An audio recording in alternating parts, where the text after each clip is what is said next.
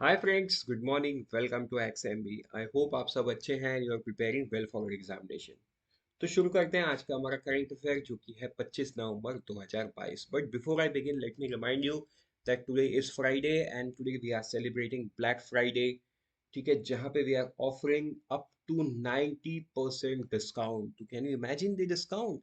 जो कोर्स 10,000 का बिकता है, मतलब 9,777, वो आपके लिए आज सिर्फ 977 में अवेलेबल है। And let me tell you, if you want to learn Q R E, मतलब QRE, बाकी सब तो एग्जाम्स में थोड़ा डिफर होता है। अगर आप बैंक PO बैंक क्लर्क की तैयारी कर रहे हैं and you are weak in QRE, तो मैं बताऊंगा इससे बेटर अपॉर्चुनिटी नहीं हो सकता इस कोर्स को खरीद लेने का। Ultimate B banker course, right? So let's begin with the first piece of news, which is Malaysia's new PM.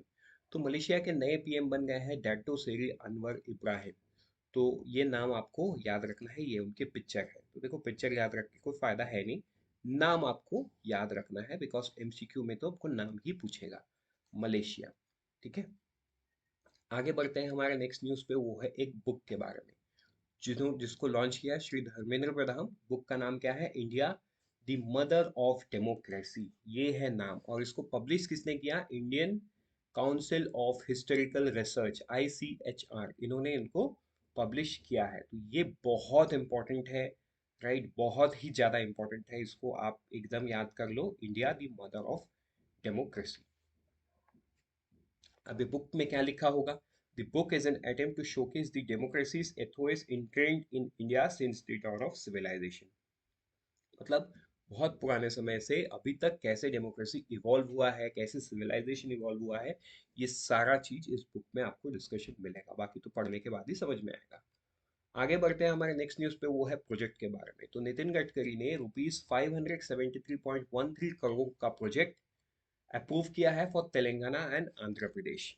ठीक है, तो और मतलब इसके इन डेप्थ में इसको पढ़ना नहीं है एग्जैक्टली, बट यस, अगर आप इस रीजन से आते हो तो आपको ये जानना है, बिकॉज कुछ कुछ एग्जाम्स में इंटरव्यू है, तो आपके लोकल एरिया के बारे में आपको पूछ सकता है।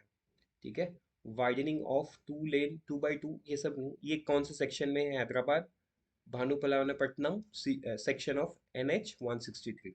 ठीक है, उस रीजन के लिए ये पैसा दिया गया है।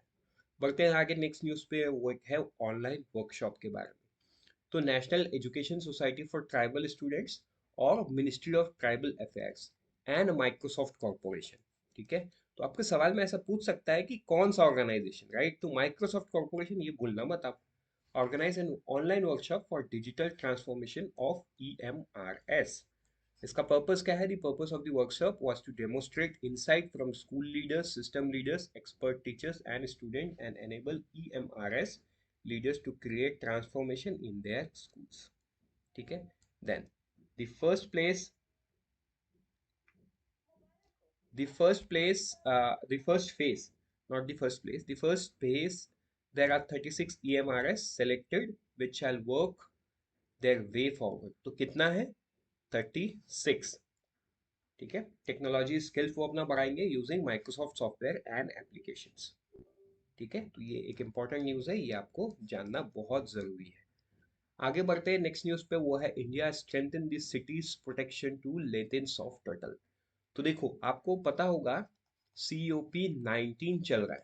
ठीक है, कॉन्फ्रेंस ऑफ पार्टीज 19, जिसको सिटीज नाम दिया गया। सिटीज का फुल फॉर्म क्या है?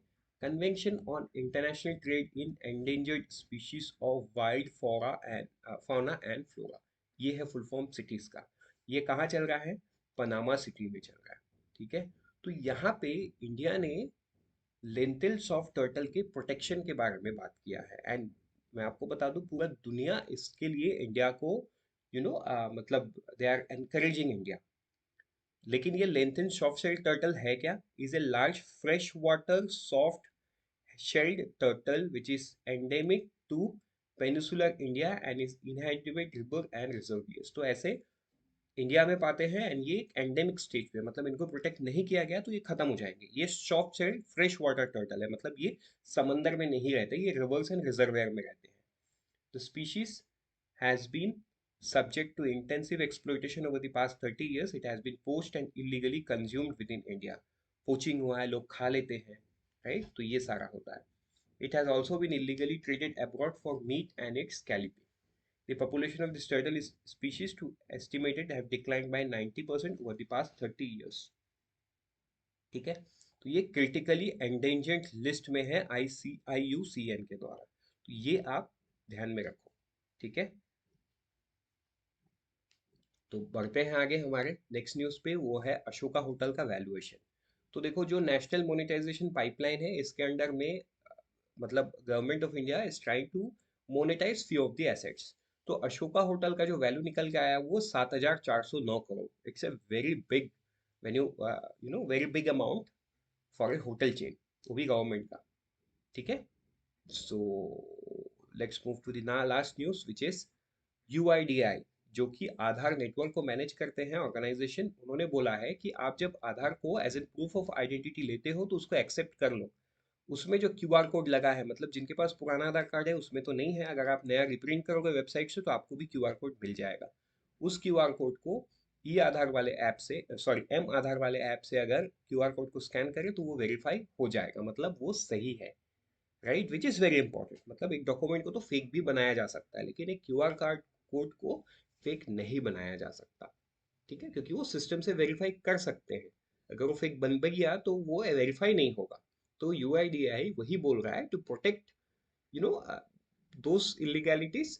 उन्होंने बोला कि अगर आप प्रूफ ऑफ आइडेंटिटी के हिसाब से आधार कार्ड को ले रहे हो तो उसको एक बार वेरीफाई करो using the QR code and M Aadhaar mobile app.